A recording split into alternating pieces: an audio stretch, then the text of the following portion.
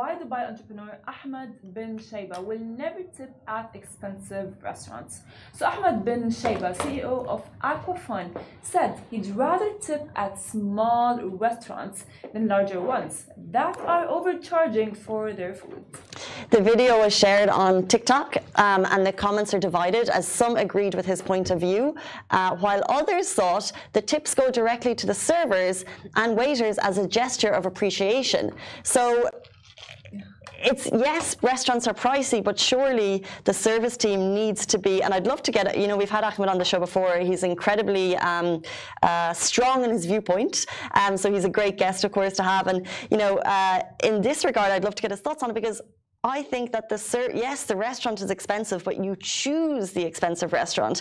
You choose that prominent location where overheads are really high, and you're also paying for a service team that have you know, probably gone through a strict training program, as opposed to if you go, you know, somewhere that isn't expensive. Yeah. So you're paying for that, and then therefore you have to acknowledge that and tip. Except the thing is, a 10% tip on a 100 dirham meal versus a 10% tip on a 1,000 dirham meal is quite significant difference. Look, I remember you need to first of all make sure, are the tips going to the waiters and the people who served you? Because I remember once I've watched a show called, I don't know, it was for Gordon Ramsay, where he figured out that the restaurant owner does not give the tips for the waiters. However, he takes them and then divides them amongst, you know, everyone who's working. Well, yeah. I don't know what was the show. It's called Kitchen Nightmares. You know? But I think that's common practice, because you as a human are thanking this person who comes with a smile on your face and you have a nice human conversation, so you're thanking them. However, why is this person able to operate so efficiently? Because all of the team behind him are working in unison. So you're tipping for great service, but it's not just the person who's putting the food on the table, and also the chefs, the bus boys, the people who plate the food, the host at the door.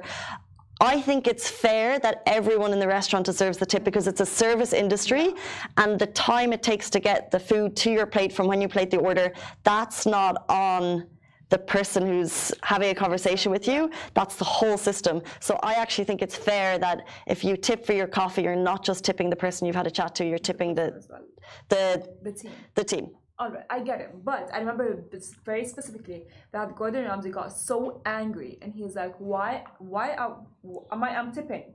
I want to tip the lady who served me." I remember he got so angry, and towards the end, of course, like the restaurant has shut down. But of course, I mean, I used to be kind of like very like I don't know, food crazy, but I don't know, but I do understand where he's coming from, because like, if you are paying that much for food, like 1,000 dirhams, you know, you probably would be like, oh yeah, but they are, of course, implementing these service charges. You know what I mean? Well, if there's a service charge on the bill, that's a whole different story. Yeah. And I nearly think we have so many conversations about tipping, and because we come from such a wide variety of countries and everyone has tipping cultures, it would actually be easier if there was service charge included and it was quite clear on the bill, so you're not doubling the cash.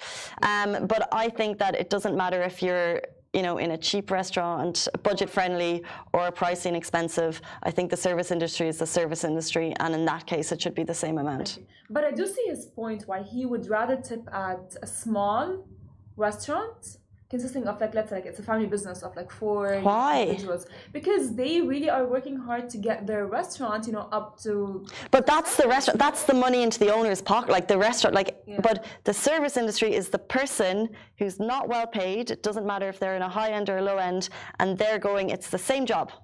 It's the same job. You're speaking to people. It doesn't matter if it's in a high end or low end. And the reality is, I don't know actually. I don't know honestly, but if I mean, I do get his point. However, I agree with you as well on the point. Like, if they actually would implement a service charge on the bill, it would be much easier, you know, because like sometimes like you go like, oh yeah, I don't know how much should I tip. I don't know what should I put. Yeah. I don't know. And then you are thinking, oh my God, yeah, but I don't want them to think that I'm rude, and I don't want them to think that, you know what I mean? It gets like kind of like confusing, and you get into this dilemma between you and yourself, and then you think I always just go, I think math-wise, 10% for dining out. Okay. Is a fair, and it's also easy on the math. No, but then it's easy because then it's like, because if someone said like 5% or 20%, I'd sit there with brain melt, wouldn't be able to figure it out. But 10%. But I know some countries do 20. If it's really great, go above it. But that's kind of how I would always do it, 10%. I think honestly, I all the time like put a good amount of tip to people who serve me, whether it's just like doing my nails or they're just like, I don't know, serve me food, or I'm at a restaurant. But there's still this dilemma, like, I don't know, am I tipping not enough, or am I doing it enough? You know, it's like this dilemma, like, yeah, you have that personal thing. So just like put it on your bill and just make our lives easier and your lives easier, and it's going to be easier on everyone, and no one's going to be leaving not happy.